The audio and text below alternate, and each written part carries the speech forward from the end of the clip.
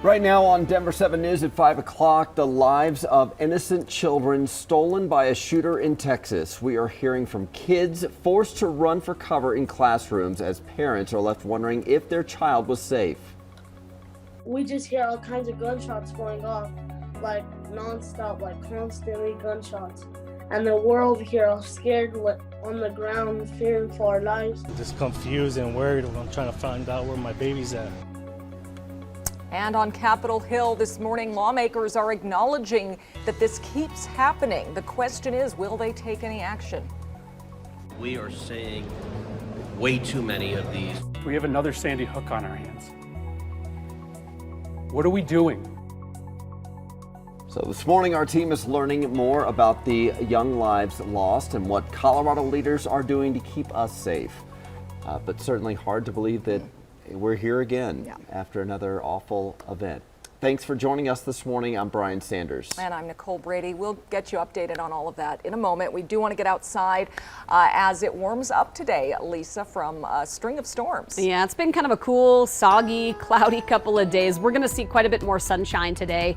Take a look statewide, satellite and radar. Skies clearing out. Had a few lingering showers yesterday, a little more snow in the mountains. Today, sunshine will dominate really statewide. You're going to find some clear, pretty nice conditions. We're in the upper 30s to low 40s right now, so it's a little chilly early on. You'll want an extra layer this morning. We'll see a slow warm up through the early morning hours, but getting to right around 52 degrees by 9 o'clock, and then into the upper 50s right around lunchtime, low 60s by about 12. We'll hit highs near 70 between 4 and 5 o'clock this afternoon, so it's going to be quite a bit warmer today, more 50s for the mountains. Coming up, it gets even warmer from here as we head into the holiday weekend, and I'll have that full Memorial Day forecast on our Super 7 Day coming up. We have some wet conditions up in the high country. Even on the overnight hours, we had for a time I-70 closed down at Vail Pass. That has reopened, but now we have the westbound side of I-70 here closed at the Eisenhower Tunnel. The eastbound side, CDOT was telling me they were going to close it. I can see traffic right now on the eastbound side here from Silverthorne going to the tunnel, so I'll keep an eye on that for you right now this morning. The rest of the drive here in Metro Denver doesn't look too bad anywhere you want to go. Take a look at I-70 out there to the east side of town where it looks okay for the most part. The camera shows you some overnight construction that was lingering through there. And the drive to or from the airport looks just fine as well, 10 minutes. But once you get inside the airport, the South Security line is now at 30 minutes. The bridge security is about 10 minutes, and so is TSA pre-check over there inside DIA. Well, it is a scene we never want to see, but sadly it's become all too familiar in this country. At least 19 children and 2 teachers died at a shooting at Robb Elementary School in Uvalde, Texas. And it was supposed to be a joyous time. The school year was set to end tomorrow. Summer break starting. Now the district says the last 2 days of school are canceled and they'll bring in grief counselors today. Right now, you're taking a live look here at the state capitol. Governor Polis has ordered flags to be lowered to half staff in Colorado in memory of the victims. Well, this morning we have team coverage as we grapple with this tragedy. Denver 7's Jessica Crawford joins us live in our newsroom where we are learning more about the precious victims. That's right. Families are starting to identify some of those victims, and these photos are just heartbreaking. Here is 10-year-old Anne-Marie Jo Garcia. She had just celebrated her birthday 2 weeks ago. That's according to her dad. And Angel, there right behind her in that photo, that's her dad. He's reported as saying, in part, "My little love is now flying high with the angels above. Please don't take a second for granted. Hug your family. Tell them you love them. I love you, Anne-Marie Jo." Here's a picture of 4th grader Xavier Lopez. He's also being remembered after the shooting. His family says his mom had just attended an award ceremony for him hours before the shooting, and she did not know that it would be the last time that she would see him. Here's Ava Mireles. She was a 4th grade teacher at Robb Elementary. She had been with the district for about 17 years. She's leaving behind a loving and supportive family. That includes a daughter who is in college. She had a zest for life, saying on the school's website that she loved running and hiking. Here's a look at one of the vigils that took place yesterday to remember the many shooting victims. Residents in Uvalde gathered last night. They formed a large circle and they said prayers for the victims. One woman there says that she helped children evacuate after the shooting. There was 2 classrooms that I was able to help out. The shooting started and the kids started to run everywhere. They didn't know where to go, and I was able to take kids into the funeral home because it's nearby Brock. And when I was able to help out some kids. Overnight, world leaders condemned the violence, including the president of Ukraine. The Pope said his heart was broken over this shooting. This latest violence in Texas is the second deadliest school shooting, only behind Sandy Hook back in 2012. In the newsroom, I'm Jessica Crawford, Denver 7. Yeah, Coloradans certainly know the pain as well. Officials have released very little information about the gunman from Uvalde. We know that he was killed by law enforcement inside the school.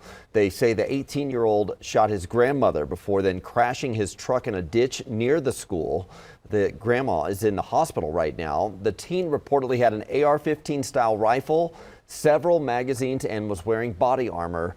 This photo was posted to an Instagram account connected to the shooter 3 days before the shooting.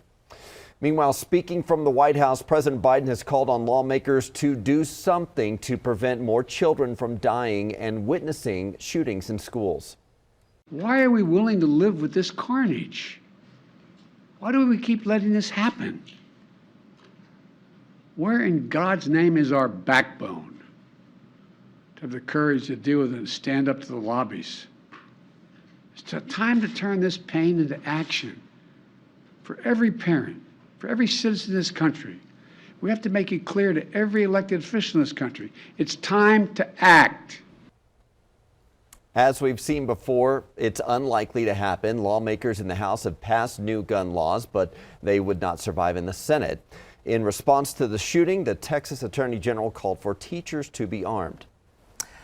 In light of what happened in Texas, we want to share there will be additional police presence around Casey Middle School in Boulder today and tomorrow before school gets out for the summer. In a letter to parents, the school's principal wrote there was a social media threat involving a student. It reportedly focused on Thursday, which is the last day of the school year. Well, from Columbine to Aurora to Boulder, our state has seen the horrors of mass shootings, and for decades now, leaders have tried to find answers to prevent this violence. Denver 7's Veronica Costa is here. Veronica, one of the most important things anyone can do right now is speak up if they know something. And that's exactly what this group is trying to help with. So this is a Lakewood group. It specializes in targeted violence prevention. Mass shootings happen so frequently here in the U.S. The members of this group, they've dedicated their lives to trying to stop them. And we're talking about a group called Nicoletti Flatter Associates. It's Lakewood based, and it's able to do this with the help of federal grant money. Dr. Rachel Nielsen and other members of the group, they've been able to teach first responders, educators, and mental health providers in Colorado about the warning signs that oftentimes come before a violent attack. The idea that if we build awareness and competency, so awareness among everyone, competency among professionals about how to deal with these issues, when you see warning signs, when you do need to involve someone beyond yourself, then basically you build a system that is sustainable. You know, all educators, mental health providers, law enforcement would have training in this.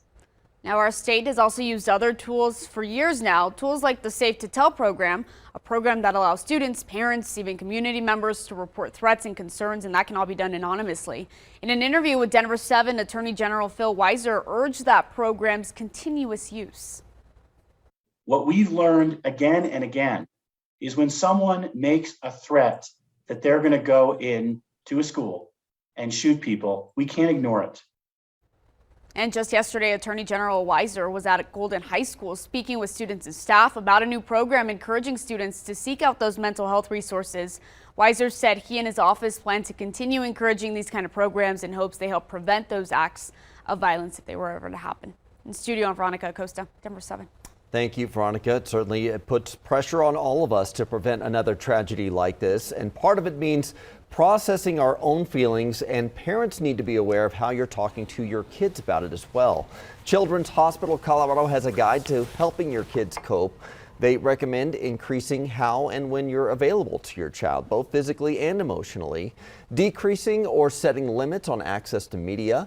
Try hard to display and promote stability. Be open to your child's fears. Avoid minimizing or jumping to problem solving, and be prepared for questions, but don't feel like you have to have all the answers right now. Just do your best to explain the event and assure them they are safe. So we'll keep you up to date on the latest from Texas this morning on thedenverchannel.com and on the Denver 7 Plus app for your streaming device. Lisa. It is right now 5:10, and at this point, temperatures are on the chilly side, upper 30s to low 40s. We are going to see a pretty nice warm up though this afternoon. The winds are going to kick up just a touch. Early this morning, speeds are at about 10 to near 15 miles per hour. We'll see gusts up to about 25 miles per hour this afternoon. I'll show you just how much warmer it's going to get here by the end of the week coming up. And good news is we are open again up on I-70 on that westbound side from the Eisenhower Tunnel going all the way down to Silverthorne. The eastbound side stayed open right now, and you can see those traffic going through there right now. A pretty good looking drive overall. We do have some graduation notes to tell you about coming up in just a few minutes. Rafting season is here in Colorado. And look at the conditions right now and how to plan a trip that works for your skill level. Also, an Olympic gold medalist is reaching new heights. Try not to think about it too much. I'm gonna wait until the very last possible moment to get nervous. Oh yeah, Aaron Jackson hitching a ride with the Thunderbirds ahead of their big performance at the Air Force Academy graduation today.